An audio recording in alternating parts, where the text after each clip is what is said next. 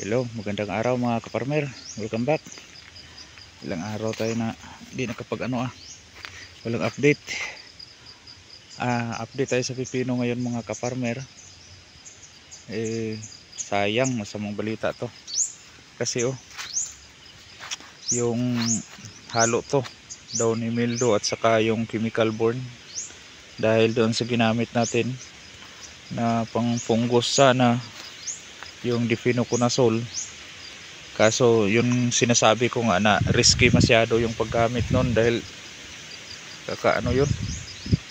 kakasunog, may possibility na magkasunog talaga ng dahon. Kaya ito yung sitwasyon, downy mildew ito at saka yung sunog-sunog na dahon. Kahapon lang tayo dito saglit, tapos nag-spray pagkagabi. Pinalitan natin yung chemical natin ng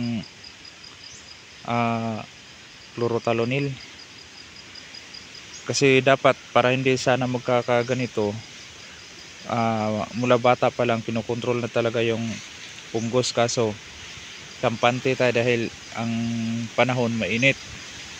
Ang problema lang kasi napakatindi ng init, tapos biglang umuulan na yung galing sa init na masyado, tapos magiging makulimlim, tapos yung hangin malamig yun talaga. Grabe yun, nakakapagpaputok ng mga fungus mga kaparmer.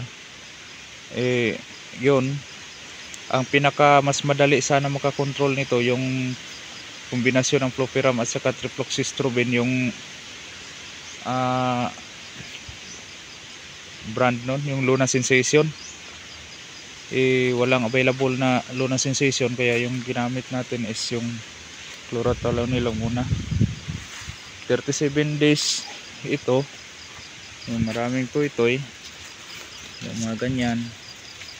Kaso nga kailangan to ng tubig kasi walang ulan, tapos hangin. Titingnan na yung mga niyog, hangin malakas, delikado to kasi yung poste natin wala tong walang kahoy ito, lahat ito lang to ng palwa ng palm oil. Saka sayang tong mga bunga kasi magkakaroon ng hawak pareho niyan. Yan, ganyan. Yung iba instead na lulusog, dahil sa init at sa hangin, may possibility na madideform pa. Ito, maraming bunga yung mga ganito. Yan. Sunod na araw makukuha na to. Marami naman. Kaso yun nga, dahon, nagiging problema natin ito. Mahirap na ito mapipigilan basta ganito mga kaparmer, kasi akyat ng akyat to.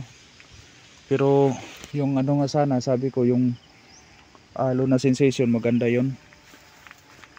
Dito lang yung pinaka matindi na tama. Marami ng bunga.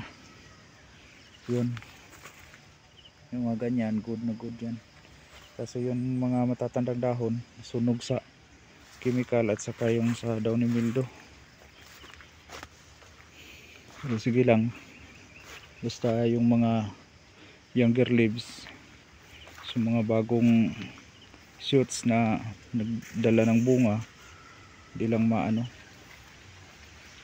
bugbog pa sa hangin. Yun, basta mga ganitong panahon wala tayong control, wala tayong magagawa basta panahon dilaw.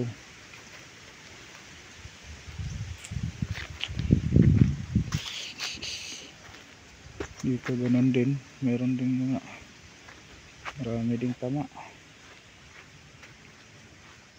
May malalaki na ito, dalawa. Ito mas unang makuha, bukas pwede na to. Yan, ganito.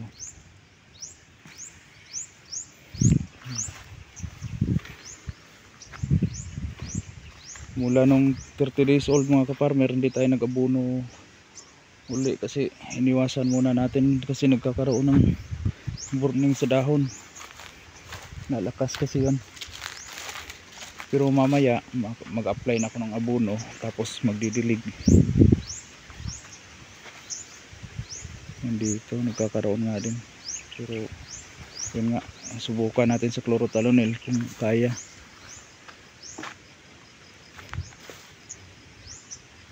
Tuyo na yung lupa. Okay, yun lang muna update natin mga kaparmer. 37 days old na to. Bukas 38, yun nga, may isang puno na nagkakaroon na ng bunga na pwede na ma-harvest bukas.